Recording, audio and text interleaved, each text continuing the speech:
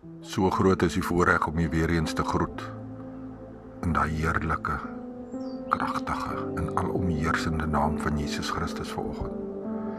Die opskrif van my boodskap is: hou vas, hou moed, moenie moed opgee nie, moenie alles weggooi nie, staan vas, volhard in God se gees.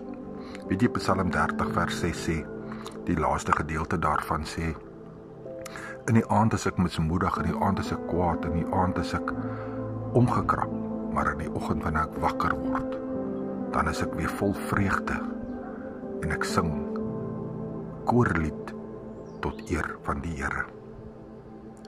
Weet jy, ons gaan deur so baie dinge en dalk voel jy vanoggend so ver weg van alles af.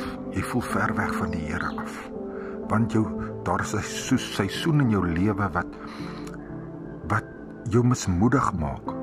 Dalk is jy in 'n siekte gedompel vanoggend en jy voel jy kan net nie meer nie.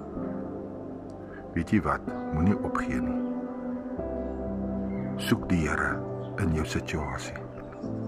Ek gaan die geskriftuurlike woord saam met hierdie boodskap onderaan sit en gaan lees dit gerus deur. Want weet jy, Paulus skryf in 2 Korintiërs, skryf hy oor dieselfde saak.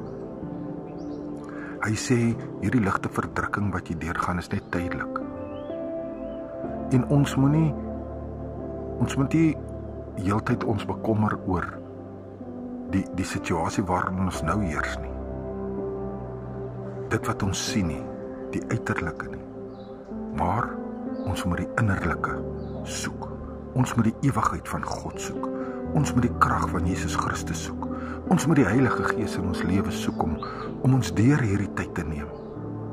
Dalk het u vanoggend so baie seer, ek weet nie. Dalk is u siekte van so 'n aard dat u bedlêend is. Dalk is u finansies maar 'n baie seer doring in die vlees. Of dalk is daar net mense in u lewe wat u elke dag omkrap, wat u, ek wil sê, tekort kom, wat u dalk probeer 'n stok voor alles steek wat u doen. Wil vandag vir u sê, selfs hulle gaan voor die Here verskyn. U siekte is ook net vir 'n tyd. Die Here sal deurbreek, die Here sal deurkom. Maar jy moet die Here vra vanoggend. Jy moet die Here bid en sê, Here, hier is die seisoen waarin ek gedompel is, maar ek soek nie hierdie seisoen nie, Here. My hoop en my vertroue is in U die Here om deur hierdie saak te kom. Weet jy kan ook Psalm 30 vers 11 tot 13 gaan lees en u sal sien hoe wonderbaarlik die Here vir ons deurkom, sodat ons kan in vreugde 'n koorlied vir hom sing. Moenie opgee nie. Die Satan wil probeer om vir jou te sê, jy's nie goed genoeg nie. Jy het te veel sonde in jou lewe. Jy het te veel dinge gedoen. Maar weet jy wat? Jesus het na 3 dae die graf verlaat en het aan so baie mense verskyn. En toe hy daar aan die regterhand van God gaan sit, het hy vir my en vir jou die Heilige Gees nagelaat om ons krag te gee, om ons te beskerm. Hy het self sy engele aangaande ons opdrag gegee. Hou moed, moenie opgee nie. Staan vas. Jy weet 1 Tessalonisense 5:17 sê bid sonder ophou. Die Satan kan jou nie oorwin nie.